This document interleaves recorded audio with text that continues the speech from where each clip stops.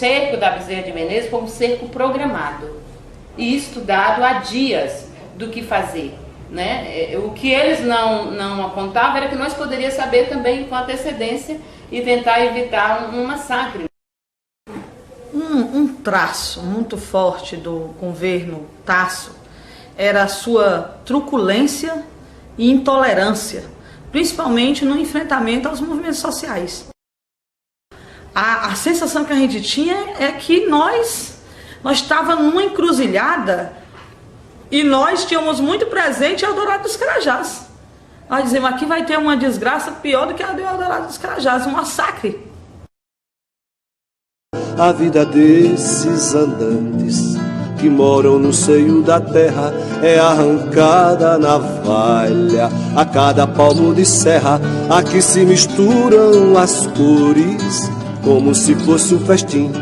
Nem o cinza da seda apaga o som do clarim. Essa gente é corpo, é alma, é braço, é peito, é amor. Sempre é tempo de aprender, sempre é tempo de ensinar, sempre é tempo de aprender, sempre é tempo de ensinar. Quando criança... Então o movimento veio com uma pauta para o governo estadual, na época, né, onde nós combinava tanto a questão da luta por projetos produtivos, como a luta por educação. Então nós fizemos todo esse processo de organização e o governo Tasso não assumiu esse compromisso. Então foi motivado principalmente por essas duas necessidades, de uma ação em relação à convivência com a seca e uma ação de educação para superar o analfabetismo nos assentamentos, que nos trouxe para essa mobilização, né, durante esse período de 17 dias. A gente já previa que não ia ser tão fácil. Nós tínhamos clareza de que não ia se resolver com um dia ou dois. O governo não queria nos atender, o secretário de Agricultura, na verdade, usou a repressão, o policiamento para conter a nossa reivindicação. Ou seja, nós fomos reprimidos, seja ela fisicamente ou seja ela através de não receber a gente, não receber a comissão, em todos os espaços que fomos.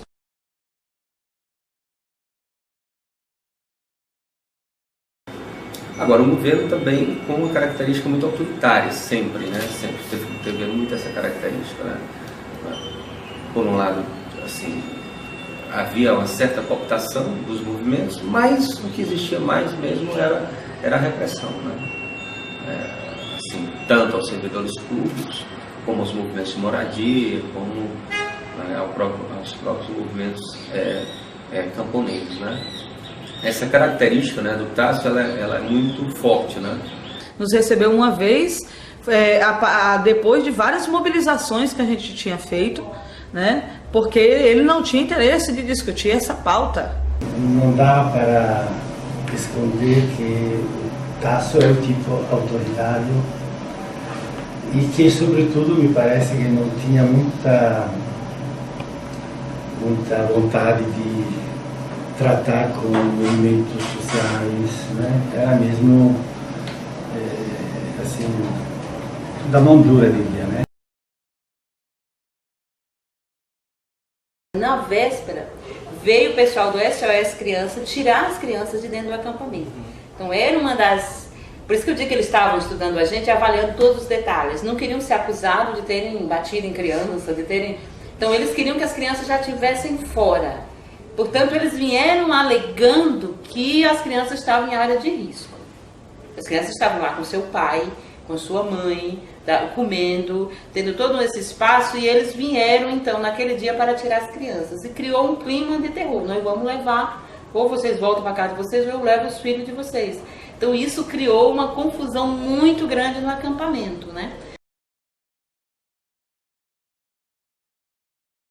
Esse cerco, ele começou assim, nós tínhamos mais de 1.000 trabalhadoras, né, na Bezerra de Menezes. Apesar do tempo, 17 dias, só aumentava as pessoas.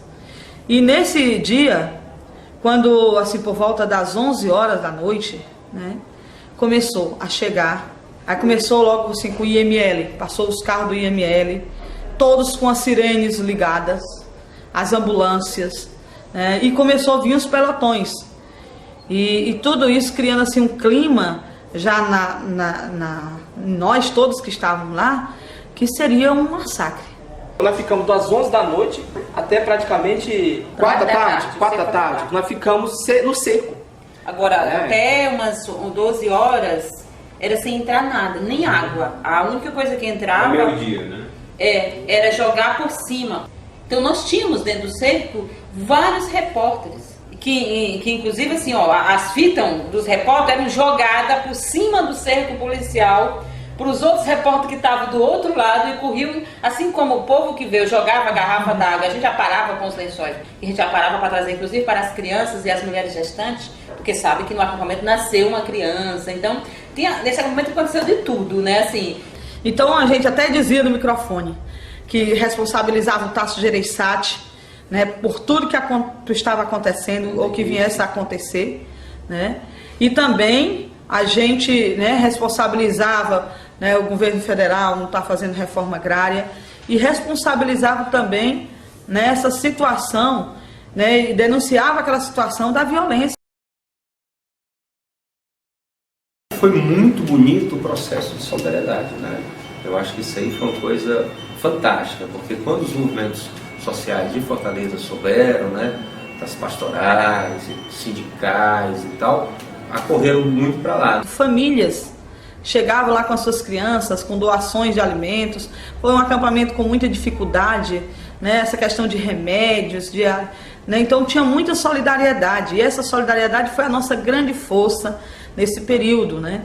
Quando amanheceu o dia, nós tínhamos muito mais de 2.000 pessoas, 3.000, nas duas, fazendo um cerco aos soldados, pessoas da sociedade, né? Então Fortaleza acordou, mas acordou solidária, acordou com apoio, para dizer nós sem terra, que nós não estávamos sozinhos. Aquele momento foi de muita força para a gente.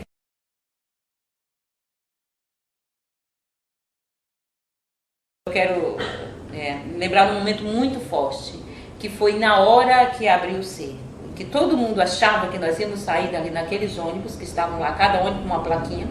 Eles botaram a placa do município. Município tal, estava na placa do ônibus que era para botar o povo dentro e mandar embora, né? E esses ônibus, quando foi mais ou menos às 4 horas da tarde, que os pelotões foram desfazendo e os ônibus foram saindo, e todos os carros, que a população que estava fora, todo mundo batendo pau ao mesmo tempo e que correram para aquele abraço, assim, o encontro de quem estava no cerco com quem estava fora foi um momento muito forte. Porque era como que a gente que estava impedido de se encontrar, de se falar, né? Foi assim, realmente o povo correndo daqui, os outros correndo de lá, encontrando assim nesse momento se abraçando, de muita solidariedade. Não era momento de caridade, era momento de solidariedade, de sinceridade das pessoas. Eu acho um momento muito forte. A percepção que se teve no final foi que, de fato, o povo venceu. E não só o povo do Sem Terra que estava aí, mas toda aquela multidão de gente, que foi uma sensação mesmo de participação maciça. O cerco finalizou com uma grande celebração, um grande ato político, né, de vitória, de conquista, né, no dia seguinte. E para nós, assim, foi um momento de firmar, né, a nossa resistência contra a intolerância, a truculência do governo Tasso, e principalmente afirmar a importância da reforma agrária, a importância da luta, né, dos trabalhadores e trabalhadoras. Deu uma visibilidade, assim, o preço que o governo teve que pagar com relação a isso foi a visibilidade que ele deu ao movimento, né? Então essa questão teve uma grande repercussão, principalmente durante o dia, né, com cobertura da imprensa, né, e eu acho assim que foi, dentre tantas as jornadas que o MST realizou, talvez tenha sido, né, a que tenha tido maior repercussão. Olha, o cerco, além de nós derrotar a truculência do Tasso e da sua polícia, nós também conseguimos ter conquista. Nós conquistamos a nossa pauta, né, os projetos São José Produtivo, primeira vez foi previsto isso, saiu da tutela, como o Ricardo disse, dos deputados e não sei o quê. E Os currais eleitorais. Dos currais eleitorais, foram para a gente vários projetos produtivos. Hoje, muitos assentamentos e comunidades ali têm energia, água encanada e outras questões, graças a esse dia, dessa conquista que a gente teve. Também as alfabetização, começamos naquele dia a sair com várias turmas, né? E hoje o movimento agrega uma nova pauta na questão da educação do campo, né, nesses últimos 10 anos, que a educação do campo ela vai da educação infantil ao ensino superior. Então também foram bandeiras de luta desse processo. Nós avançamos, não só de querer a alfabetização, mas a gente querer essa questão, o direito, né, à educação em todas as suas dimensões.